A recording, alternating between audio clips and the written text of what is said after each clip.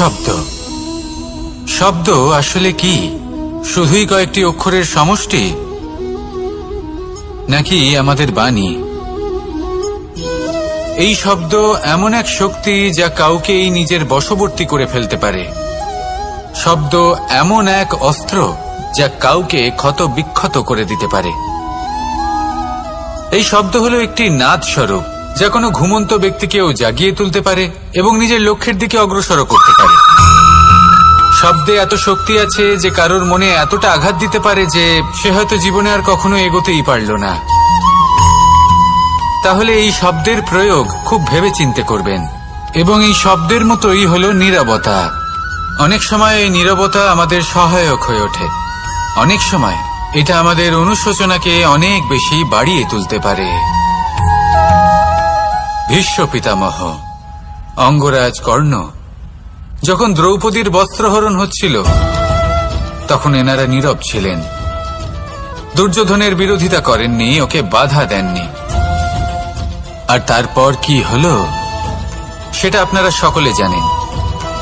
দেখতে গেলে নীরবতা চুপ করে থাকা, কিন্তু যদি কোনো দুষ্টের সামনে চুপ করে থাকেন, যদি তার বিরোধিতা না করতে পারেন, তাহলে এই নীরবতাই অনেক বড় পাপের আকার ধারণ করে। মনে রাখবেন আর আমার সাথে ভালোবেসে বলবেন, রাধা রাধা রাধা। বেশিরভাগ মানুষই এই কথা জানেন যে আমাদের শরীর 5টি তত্ত্ব দ্বারা নির্মিত, যাকে আমরা পঞ্চতত্ত্ব বলি। জল, অগ্নি, বায়ু, ধরিত্রী এবং আকাশ। এবার এই কথা আমরা সকলে জানি, কিন্তু এগুলোর সাথে কিছু গুণ জড়িয়ে রয়েছে যেগুলো আমরা দেখতে পাই না। যদি এই গুণগুলি আমরা আত্মসাৎ করতে শিখে যাই, তাহলে সাক্ষাৎ পরমেশ্বরের দর্শন আমরা পেতে পারি। যদি কথা বলি প্রথম তত্ত্বের, জলের কথা, জল যা প্রত্যেক জ্বলনকে শীতলতা প্রদান করে। এই জলকে দেখুন, যা শুধু প্রবাহিত হতে জানে, থামতে জানে না। জল পাথরের সাথে সংঘর্ষ করতে জানে, যার পথে অনেক বাধা আসে, কিন্তু সে প্রবাহিত হতে থাকে। নিরাকার হলো এই জল। যে কোনো পাত্রেই রাখুন না কেন, তার আকার ধারণ করে নেবে। এটাই হলো এর বিশেষত্ব এবং এটাই হলো আমাদের শিক্ষা। কিভাবে প্রবাহমান থাকতে হবে, কিভাবে আমাদের থামলে চলবে না, তাতে আমাদের পথের মধ্যে যতই যেরকমই সমস্যা আসুক না কেন, আমাদের এই জলের মতোই নিরাকার হয়ে যে কোনো পরিস্থিতিতেই প্রবাহমান থাকতে হবে। এই শিক্ষাই জলের থেকে লাভ করুন আর আমার সাথে ভালোবেসে বলুন, রাধা রাধা। আভূষণ, কার না ভালো লাগে এই আভূষণ? আমরা পরিশ্রম করি, ধন অর্জন করি আর আভূষণ কিনে থাকি, কখনো নিজের জন্য, কখনো বা তাদের জন্য যাকে আমরা ভালোবাসি, বা তাদের জন্য যাকে আমরা সম্মান করি। হয়তো সেই জন্যই সীতা চূড়ামণি ধারণ করেছিলেন এবং আমি সামন্তকমণি। কিন্তু এটাই কি সেই প্রকৃত আভূষণ যা আপনার মূল্য বৃদ্ধি করে? না। শ্রীরামের আভূষণ হল ওনার নম্র ভদ্র ব্যবহার। মাতা সীতার আভূষণ হল ওনার সততা, ওনার নিষ্ঠা, ওনার ত্যাগ। অর্জুনের আভূষণ ছিল ওনার একাগ্রতা। রাধার আভূষণ ওনার প্রেম। এই আভূষণ কোথাও নেই, আপনার মনে আছে। যদি আপনার মনে মিষ্টতা থাকে, তা শান্ত হয়, তাতে সততা থাকে, নিষ্ঠা থাকে এবং প্রেম থাকে, তাহলে আপনার অন্য আর কোনো আভূষণের কোনো প্রয়োজন নেই। আপনি যতই ভিড়ের মাঝে থাকুন, আপনার ঔজ্জ্বল্য চোখে পড়বে। আসুন আর আমার সাথে ভালোবেসে বলুন, রাধা রাধা। জীবনে যদি আপনি বন্ধু লাভ করতে চান, তাহলে আপনাকে অনেকগুলো কাজ করতে হবে। প্রথমে একজন যোগ্য পাত্র সন্ধান করতে হবে, তারপর তার সাথে সময় কাটাতে হবে, সুখ দুঃখে তার সাথে থাকতে হবে, তবে গিয়ে সে বন্ধু হবে। কিন্তু যদি আপনি শত্রু খুঁজতে চান, তাহলে কোথাও যাওয়ার দরকার নেই, কারণ আপনার সবথেকে বড় শত্রু আর কোথাও নেই, আপনারই মনের মধ্যে, আপনার চেতনায় রয়েছে। ক্রোধ, মোহ, লোভ, কাম, মদ, মাৎসর্য।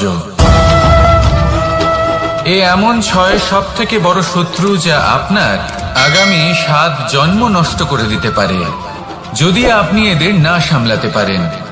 এবার এদের সাথে যদি যুদ্ধ করতে হয় তাহলে একটা মহাভারতের মতো দেখুন, যেখানে অর্জুনও আপনি আর কৃষ্ণও সেই আপনি। কারণ এই যুদ্ধ আর অন্য কারোর সাথে নয়, বরং নিজের সাথে।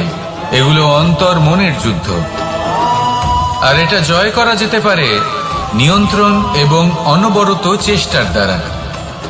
তাই এটাই করুন, এই 6 শত্রুকে পরাজিত করুন এবং আমার সাথে ভালোবেসে বলুন, রাধা রাধা।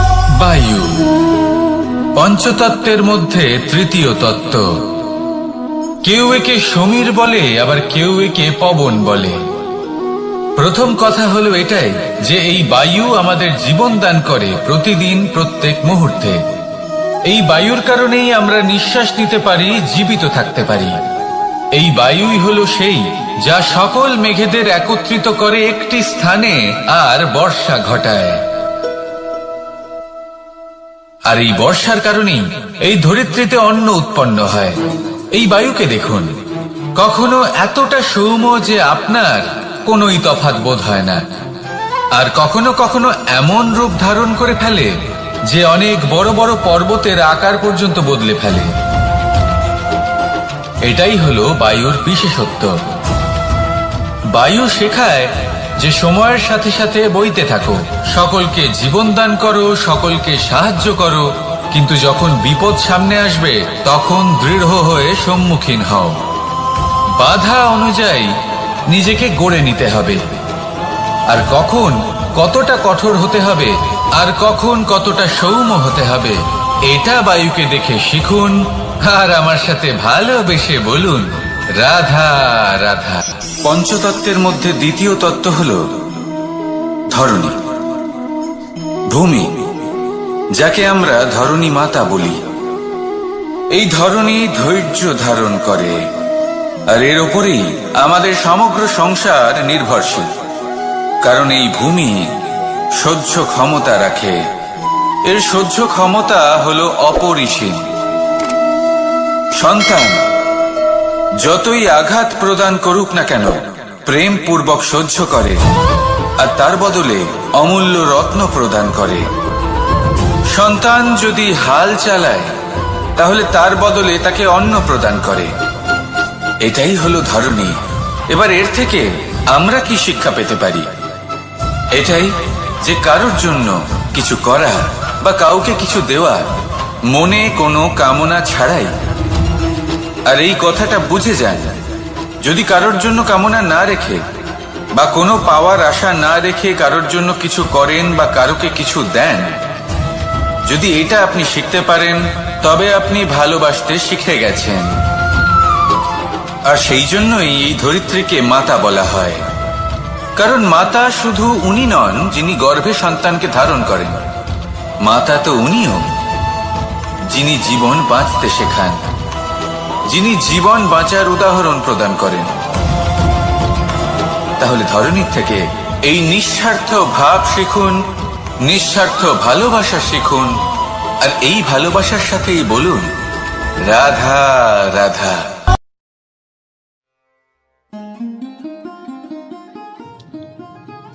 গীতা আসলে হলো কৃষ্ণ ও অর্জুন এই দুই বন্ধুর কথোপকথন। মহাভারতে কুরুক্ষেত্রের মহারণ শুরুর আগে নিজের আত্মীয়দের বিরুদ্ধে যুদ্ধ করতে নিজের অপারগতার কথা জানিয়ে অস্ত্র নামিয়ে রাখেন অর্জুন। তখন তাকে জীবনের সারমর্ম বুঝিয়ে কর্তব্য ও দায়িত্বের কথা বলেন শ্রীকৃষ্ণ। বলা হয়ে থাকে যে শ্রীমদ্ ভগবত গীতায় জীবনের সব সমস্যার সমাধান খুঁজে পাওয়া যায়। গীতার বাণী জীবনে সঠিকভাবে অনুসরণ করতে পারলেই আমরা সব সাফল্য স্পর্শ করতে পারি। তো কিভাবে সঠিক পদ্ধতিতে জীবন কাটাতে হয় তাই গীতায় বলছেন স্বয়ং শ্রীকৃষ্ণ। ধর্ম, কর্ম ও প্রেমের পাঠ দিয়েছেন এবং বিষ্ণুর 10 অবতারের অন্যতম এই শ্রীকৃষ্ণ। আমাদের জীবদ্দশা ও মৃত্যু পরবর্তী অবস্থাতেও উপযোগী গীতার এই উপদেশ। তাই গীতা হল জীবনের সম্পূর্ণ দর্শন। গীতায় বলা হয়েছে যে অর্থ নয়, মানুষকে সত্যিকারের ধনী করে তোলে 3টে জিনিস। কি সেই 3টে জিনিস? তো গীতার কয়েকটা অমূল্য উপদেশ। গীতায় শ্রীকৃষ্ণ বলেছেন যে শুধু টাকা থাকলেই কোনো মানুষ ধনী হতে পারেন না। সত্যিকারের ধনী তিনি যার চিন্তাভাবনা ভালো, ব্যবহার মধুর এবং যিনি সুন্দর মনের অধিকারী। গীতায় আরও বলা হয়েছে যে এত দুর্বল হয়েও না যে তোমাকে কেউ ভেঙে ফেলতে পারে, বরং এতটাই শক্ত হও যাতে তোমাকে কেউ ভাঙতে এসে সে যেন নিজেই টুকরো টুকরো হয়ে যায়। শ্রীকৃষ্ণ গীতায় বলছেন যে জীবনে 2টি কাজ কখনোই করতে নেই। প্রথমত, কোনো ভুল মানুষকে ভালোবাসা, এবং দ্বিতীয় হলো কোনো ভালো মানুষকে প্রতারণা করা। গীতায় বলা হয়েছে যে শুধু লোককে দেখানোর জন্যেই ভালো হয়েও না, কারণ ঈশ্বর জানেন যে এই ভালো ব্যাপারটা তোমার ভেতর থেকে আসছে না, এটা শুধুমাত্র তোমার বাইরের খোলস। শ্রীকৃষ্ণ গীতায় বলছেন যে খুব রাগ হলেও নিজের ধৈর্যটাকে হারিও না, তাহলে অন্তত 100টা খারাপ দিন থেকে তুমি নিজেকে বাঁচাতে পারবে। গীতার বাণী অনুসারে জয় ও পরাজয় আমাদের চিন্তা ভাবনার উপরেই নির্ভর করে। তাই গীতায় শ্রীকৃষ্ণ পরামর্শ দিয়েছেন যে কোনো ভালো মানুষকে বা কোনো মানুষকে ভালোভাবে না জেনে শুধুমাত্র অন্যের কথা শুনে তার সম্পর্কে কখনোই কোনো ধারণা করাটা ঠিক না। এতে ধারণাটাও নষ্ট হতে পারে, বা যিনি তোমাকে ধারণাটা দিচ্ছেন সেই মানুষটি যদি অসৎ এবং বাজে হয়, তার ধারণা তোমার মনের ওপরে প্রতিফলন ঘটবে।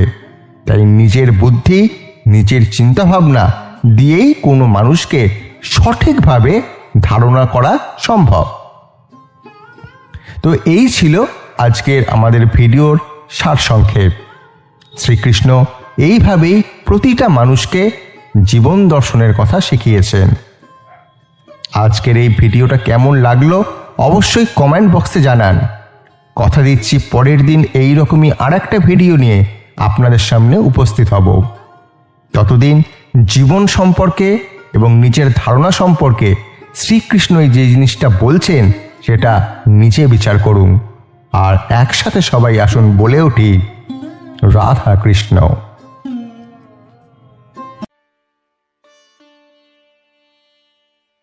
আমাদের কাছে সবকিছু থাকলেও অনেক সময় আমরা আরো কিছু পাওয়ার প্রত্যাশা করি, অল্পতে সন্তুষ্ট হতে পারি না। কিন্তু এটা ঠিক নয়। তোমার কাছে যা আছে তার জন্য সর্বদা কৃতজ্ঞ থাকো। অনেকের কাছে কিছুই থাকে না, সমস্যার কথা ভুলে যাও।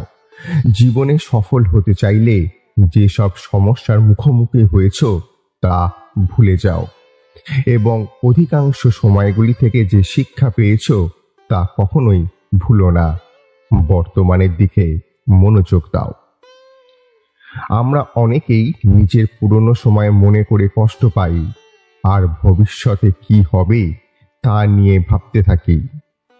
এই পরিস্থিতি নিয়ে ভগবান শ্রীকৃষ্ণ বলেছেন, অতীত নিয়ে ভেবে লাভ নেই, ভবিষ্যতের স্বপ্নে হারিয়ে যেও না, বর্তমানের দিকে মনোযোগ দাও। যারা ভালোবাসে তাদেরকে কখনোই ভুলো না।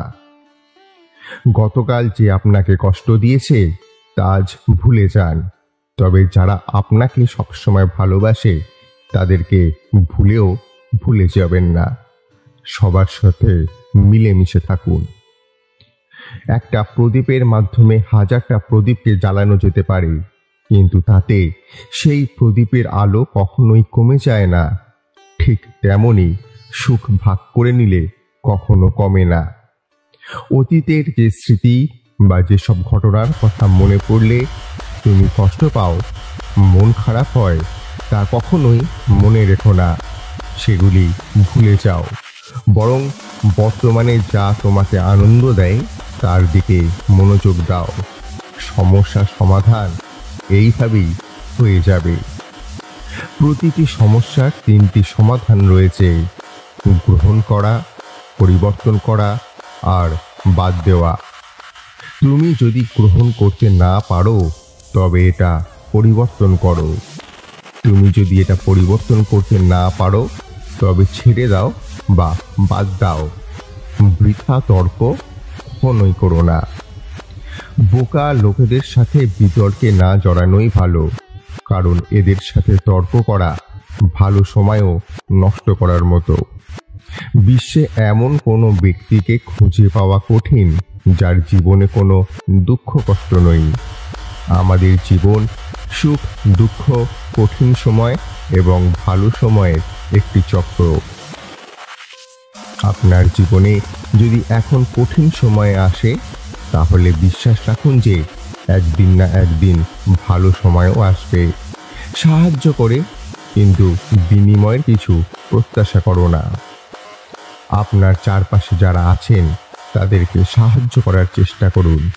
কেউ কোনো বিপদে পড়লে তাকে ছেড়ে যেও না সরাসরি, তবে কাকে সাহায্য করে তার বিনিময়ে কিছু প্রত্যাশা করা ঠিক নয়। যদি আপনি কাউকে সাহায্য করে থাকেন তবে বিনিময়ে যদি প্রত্যাশা করেন তার মানে আপনি অধর্ম করছেন। আর শ্রীকৃষ্ণ বলেন, অধর্ম কোনো অংশেই স্থান পায় না। আজকের ভিডিওটা এই পর্যন্তই। আগামী ভিডিওতে এইরকমই জিনিস নিয়ে আবার আপনাদের সামনে উপস্থিত হব। ততদিন জয় শ্রীকৃষ্ণ।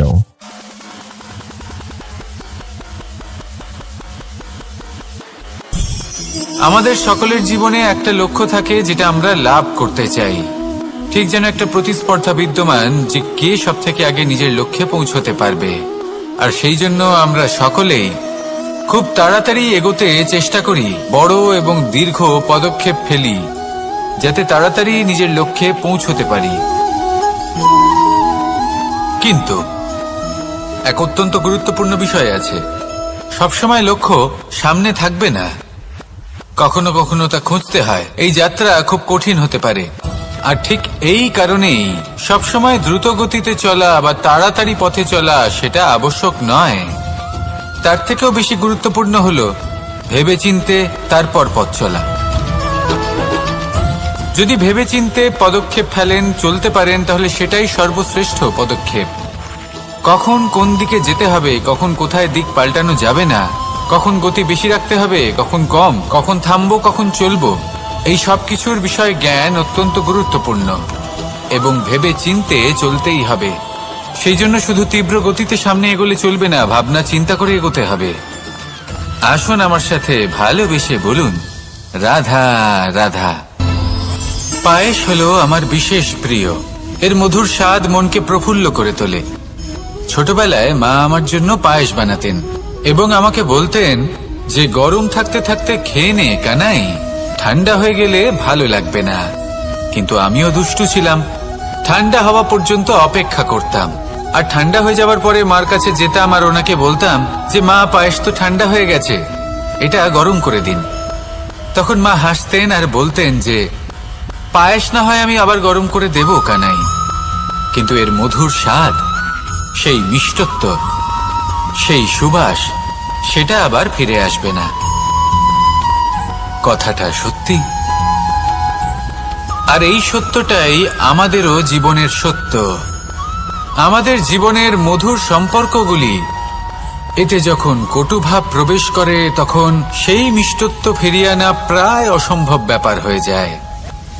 আপনি চেষ্টা করে সেই সম্পর্ক ঠিক করতেই পারবেন, তার জন্য অগাধ পরিশ্রম করতে হবে, কিন্তু আবার সেই মিষ্টত্ব কখনো ফিরে আসবে না। সেই জন্য আপনার জীবনের যে মধুর সম্পর্ক আছে, যতটা সম্ভব চেষ্টা করুন তাতে মিষ্টত্ব বজায় রাখতে। কটুভাব আসতে দেবেন না। আসুন আর আমার সাথে মধুর স্বরে বলুন, রাধা রাধা। আজ আমরা আবার সাফল্য আর অসফলতার বিষয়ে কথা বলবো। সফল ব্যক্তি কে হয় এবং অসফল ব্যক্তি কে হয়, এই বিষয়ে আমরা আগে অনেকবার কথা বলেছি। প্রত্যেক ব্যক্তি সাফল্য লাভ করতে চান, কিন্তু প্রত্যেক ব্যক্তি সাফল্য লাভের এই কাজে সফল হতে পারেন না। এবার এটা কেন হয়, এর পেছনে কারণটা কি? কারণ হলো ভয়। সফল ব্যক্তি হলেন তিনি যিনি নিজের সিদ্ধান্ত দ্বারা এই সমস্ত সংসারকে বদলে দিয়ে থাকেন, এবং অসফল ব্যক্তি হলেন তিনি যিনি এই সংসারকে দেখে এর বিষয়ে ভেবে নিজের সিদ্ধান্ত বদলে ফেলেন। প্রয়োজন হলো নিজের লক্ষ্যের বিষয়ে ভেবে দেখার, পথের বিষয়ে ভেবে দেখার। একবার যদি আপনি পথ নির্বাচন করে থাকেন, সেই পথে অগ্রসর হতে থাকুন আর তাতে অটল থাকুন। সবসময় দৃঢ় প্রতিজ্ঞ হন। আপনি যদি কোনো পথে টিকে থাকেন আর নিরন্তর পরিশ্রম করতে থাকেন, তবেই আপনার জীবনে সাফল্য আসবে। যদি কথায় কথায় লোকে কি ভাববে, লোকে কি বলবে, এ কথা ভেবে নিজের সিদ্ধান্ত পাল্টান, তাহলে কখনো নিজের লক্ষ্যে পৌঁছতে পারবেন না। আসুন আমার সাথে ভালোবেসে বলুন, রাধা রাধা। রামায়ণের একটা অত্যন্ত শ্রেষ্ঠ কাহিনী আছে, যেটা খুব অমূল্য শিক্ষাদান করে। দশানন যখন ধরাশায়ী হলেন এবং মৃত্যুশয্যায় শুয়েছিলেন, ওনার শেষ নিঃশ্বাস ত্যাগের সময় শ্রীরাম লক্ষ্মণকে বললেন যে, হে লক্ষ্মণ, রাবণের কাছে যাও, ওখানে যাও, ওনার থেকে কিছু জ্ঞান অর্জন করে এসো। উনি হলেন মহাজ্ঞানী, আর ওনার থেকে জ্ঞান অর্জনের এটাই শ্রেষ্ঠ সুযোগ। লক্ষ্মণ প্রথমে মানতে চাইলেন না, কিন্তু শ্রীরাম বোঝানোর পরে লক্ষ্মণ ওনার কাছে গেলেন, রাবণের মাথার কাছে গেলেন আর বললেন, দাদা বলেছেন আপনার থেকে জ্ঞান অর্জন করতে। রাবণ কিছুই বললেন না। লক্ষ্মণ বললেন, আপনি তো দেখছি খুব অহংকারী, মৃত্যুশয্যায় শুয়ে আছেন, শেষ নিঃশ্বাস ত্যাগ করতে চলেছেন, আর তাও এত অহংকার। রাবণ বললেন, নিজের দাদা রামকে ডাকো। শ্রীরাম এলেন, রাবণের পায়ের কাছে এসে দাঁড়ালেন। উনি নিজের হাত জোড় করলেন আর বললেন, হে মহাপণ্ডিত রাবণ, আপনি হলেন মহাজ্ঞানী, দয়া করে আমাদের কিছু জ্ঞান প্রদান করুন। রাবণ বিনম্র চিত্তে ওনার কথা শুনলেন, খুব বিনম্র চিত্তে ক্ষমা প্রার্থনাও করলেন, আর এই সংসার একটি অত্যন্ত শ্রেষ্ঠ জ্ঞান লাভ করল। এর দ্বারা আমরা ঠিক কি শিক্ষা লাভ করি? রাম এবং লক্ষ্মণ দুজনেই ছিলেন তেজস্বী, দুজনেই ছিলেন শ্রেষ্ঠ, ছিলেন বীর, ছিলেন বলবান। কিন্তু শ্রীরামকে মর্যাদা পুরুষোত্তম বলা হয়ে থাকে, কারণ উনি বীর ছিলেন, সাহসী ছিলেন। তার সাথে একটি অত্যন্ত গুরুত্বপূর্ণ গুণ ছিল, সেই গুণ হলো বিনম্রতা। এটা খুবই শ্রেষ্ঠ একটা গুণ। যদি কেউ আপনাকে কটু কথা শোনায়, তাহলে উত্তরটা আপনি বিনম্রভাবেও দিতে পারেন। এই বিনম্রতা এমন এক আবেগ যেটা দেখে মনে হবে কোমল, কিন্তু এটা ততটাই প্রবল অস্ত্র। এমন একটা অস্ত্র যা সকলকে নিরস্ত্র করে দিতে পারে। যদি আপনি সাহসী হন এবং বিনম্র হন, তাহলে আপনি বিজয়ী হবেন। যদি আপনি জ্ঞানী হন এবং বিনম্র হন, তাহলে আপনি অবশ্যই মহাজ্ঞানী হয়ে উঠবেন। তাই নিজের মনে বিনম্রতা ধরে রাখুন আর ভালোবেসে বলুন, রাধা রাধা। কখনো আমরা কোনো হাটে যাই, কোনো বিশেষ বস্তু কেনার থাকে, ওখানে যাই, গিয়ে অন্য কারোর কথা শুনে অন্য কোনো বস্তু কিনে নিয়ে আসি, অদরকারি জিনিস কিনে ফেলি। তারপর ভাবি যে আমরা এরকম কেন করলাম, এটা আমরা ভুল করলাম, আমার এটা করা উচিত হয়নি, আদি ইত্যাদি। মানুষ যখন জীবনে এমনই সিদ্ধান্ত নিয়ে বসে, এমন নির্বাচন করে, তখন সেই সিদ্ধান্ত নিশ্চিত রূপে তার ভবিষ্যতের জন্য অত্যন্ত গুরুত্বপূর্ণ হয়। কিন্তু যদি আপনি কোনো অনুচিত চয়ন করে ফেলেন, তাহলে মন খারাপ করবেন না, সেই গ্লানিবোধ নিয়ে কষ্ট পাবেন না, সামনে অগ্রসর হতে থাকুন। কারণ এই অনুচিত নির্বাচন আপনাকে উচিতভাবে জীবনযাপনের পথ দেখাতে পারে। এবার যদি আমি আপনাকে বলি যে আপনি আগুনে হাত দিন, সেটা কি আপনি করবেন? করবেন না। কেন? কারণ জীবনে কোনো না কোনো দিন আপনি একটা ভুল নির্বাচন করে আগুনে হাত দিয়েছিলেন। তারপরে আপনি শিক্ষা পেয়েছিলেন যে আমি জীবনে আর কোনোদিন আগুনে আর কিছুতেই হাত দেব না। এই জীবনও ঠিক সেরকমই। জীবনের সেই সব অধ্যায়, সেই সব সময় যা ব্যর্থ হয়েছে সেটা নিয়ে ভেবে সময় নষ্ট করবেন না। সেটা থেকে যে শিক্ষা পেয়েছেন সেটা মনে রাখুন, আর যে অধ্যায় বাকি রয়েছে, যে সময় বাকি রয়েছে, তাতে কিভাবে সফল হওয়া সম্ভব সেই বিষয়ে ভাবুন। আর আমার সাথে ভালোবেসে বলুন, রাধা রাধা।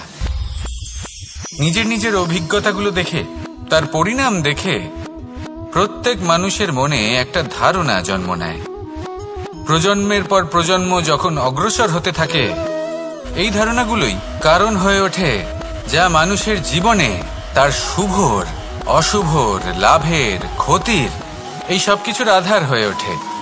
যেমন ধরুন আপনি কোথাও যাচ্ছেন আর পথে বেড়াল রাস্তা পার করে গেল, সেটা অশুভ বলা হয়। কেউ হাঁচলে কাজ থামিয়ে দেওয়া হয়। বলা হয় যখন আপনি কোনো শুভ কাজ করতে যাবেন তখন মিষ্টি খেয়ে যাবেন, কাজ সফল হবে। যদি কোনো ব্যক্তি অনুচিত কথা বলে দেন তার মানে অনুচিত কিছুই ঘটবে, আদি ইত্যাদি এরকম অনেক সংখ্যক ধারণা আছে। কিন্তু সবকিছু যদি এরকমই হতো তাহলে প্রত্যেক মানুষ নিজের কথা দ্বারা নিজের বা অন্য কারোর জীবন স্বর্গতুল্য করে তুলতো, নয়তো নরকে পরিণত করত। কিন্তু এরম কি আদৌ হয়? না। কারণ এই সব ধারণা, এই সব কিছু এর উৎস হলো মানুষের মন, তার মস্তিষ্ক। যখন আমরা কোনো বাক্য বা কোনো ধারণাকে একটু বেশি গুরুত্ব দিয়ে ফেলি, তার উপর একটু বেশি বিশ্বাস করে ফেলি, তখন যেটা হয়, তখন আমাদের এই ইচ্ছে শক্তি তার সঞ্চার হয় সেই বাক্যের মাধ্যমে, আর সেই জন্য সেই বাক্য আস্তে আস্তে ফলপ্রসূ হতে থাকে। এটা হলো মানুষের মনের শক্তি, তার মস্তিষ্কের শক্তি। এটা কখনো ভুলে যাবেন না। এটা প্রয়োগ করুন আর তার সদ্ব্যবহার করুন। একে প্রয়োগ করুন নিজের লক্ষ্যে পৌঁছানোর জন্য, শুভ কর্ম করার জন্য। আসুন আমার সাথে ভালোবেসে বলুন, রাধা রাধা। সবাই বলেন যে জীবনে কাদের সঙ্গ লাভ করছি সেটা খুব গুরুত্বপূর্ণ। এক ঝুড়ি ফলের মধ্যে যদি একটা পচা ফল আপনি রেখে দেন তাহলে আস্তে আস্তে সমস্ত ফল পচে যায়। সেই জন্য কথায় আছে যে কুসঙ্গ থেকে দূরে থাকো। কিন্তু কি করা যায়? এই সংসার খুবই ছোট। যেখানে আমরা কাজ করি, যেখানে আমরা থাকি, যে পথে আমরা আসা যাওয়া করে থাকি, যে পথে আমরা ভ্রমণ করি, সেখানে এমন অনেক সংখ্যক ব্যক্তি থাকেন যাকে দেখে আমরা মনে করি যে এদের থেকে দূরে থাকতে হবে। তখন আমরা কি করতে পারি? তাদের কি আমরা পরিত্যাগ করব? তাহলে এই সংসারে এমন অনেক মানুষ আছেন, তাহলে কি সংসারই পরিত্যাগ করব? না। সেই ফলের মতন হবেন না যারা একটি পচা ফলের উপস্থিতির জন্য নিজেরাও নষ্ট হয়ে যান। বরং হয়ে উঠুন চন্দন বৃক্ষের মতন, যেটা আসলে সাপেদের বাসস্থান, যেখানে অনেক সংখ্যক অত্যন্ত ভয়ানক বিষধর সাপ থাকে। তারপরেও এই চন্দন, সে কিন্তু নিজের শ্রেষ্ঠত্ব হারায় না। এর মূল্য কিন্তু সেই একই থাকে। মনে রাখবেন, এই সংসারে নিজের সঙ্গ বদলানোর পূর্বে নিজেকে বদলান। নিজেকে কিছুটা এমন ভাবে গড়ে তুলুন যে কেউ আসুক না কেন সে যেন আপনাকে বিভ্রান্ত বা দূষিত না করতে পারে। আসুন আমার সাথে ভালোবেসে বলুন, রাধা রাধা।